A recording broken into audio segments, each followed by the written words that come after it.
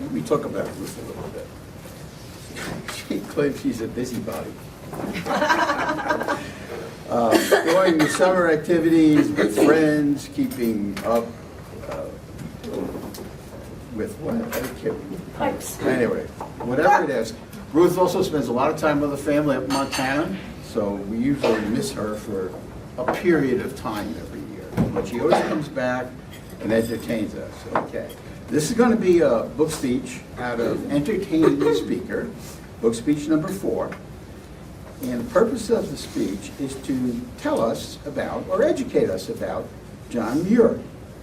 Time allotted, 8 to 10. John Muir, my fairy summer in the Sierra. Ruth?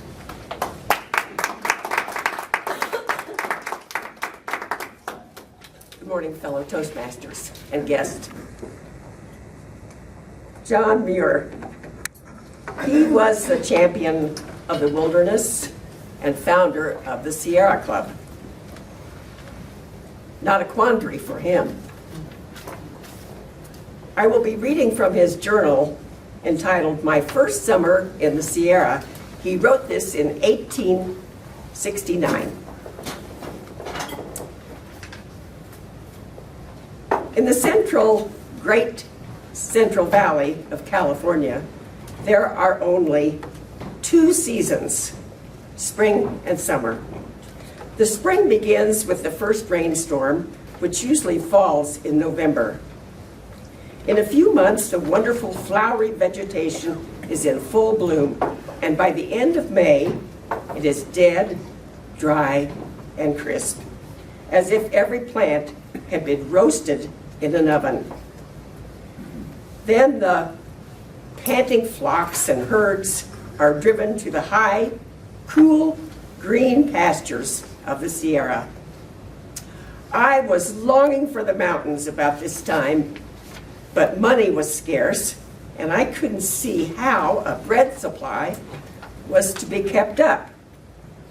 While I was anxiously brooding on the bread problem, so troublesome to wanderers, and trying to believe I might learn to live like wild animals, Mr. Delaney, a sheep owner for whom I had worked a few weeks, called on me and offered to engage me to go with his shepherd and flock to the headwaters of the Merced and Tuolumne rivers, the very region I had most in my mind.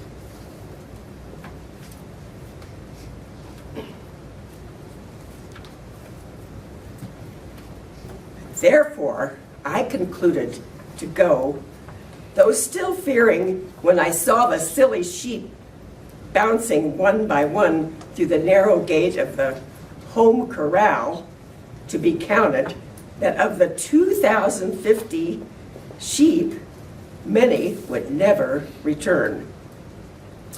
But on June 3rd, 1869, provisions, camp kettles, blankets, plant press, etc., were packed on 2 horses, and the flock headed for the tawny foothills, and away we sauntered in a cloud of dust.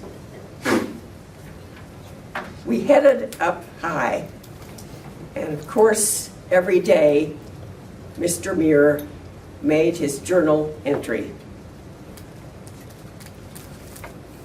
And over the course of a month, in July, he wrote this: "The sheep are lying down on a bare, rocky spot, such as they like, chewing cud in grassy peace.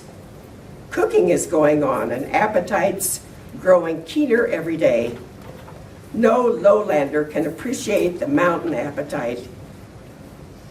Eating, walking, resting seem alike delightful, and one feels inclined to shout lustily on rising in the morning like a crowing cock. Sleep and digestion as clear as the air. Fine, spicy plush boughs for bedding we shall have tonight, and a glorious lullaby from this cascading creek nearby.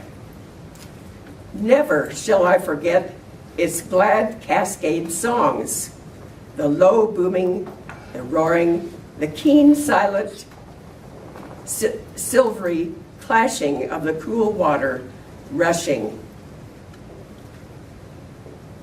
exulting from the form to form beneath irised spray.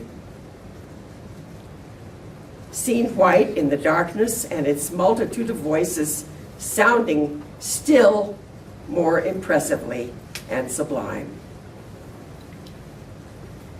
And so on they went over the Sierra, this little group.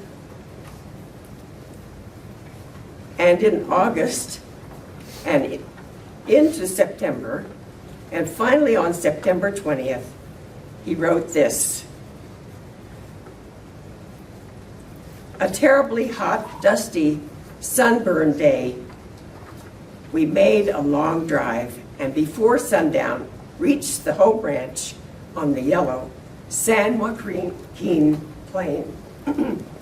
The sheep were let out of the corral one by one this morning and counted, and strange to say, after all their long, adventurous wanderings in bewildering rocks and brush and streams, scattered by bears, poisoned by azalea, calmia, alkali, all were accounted for.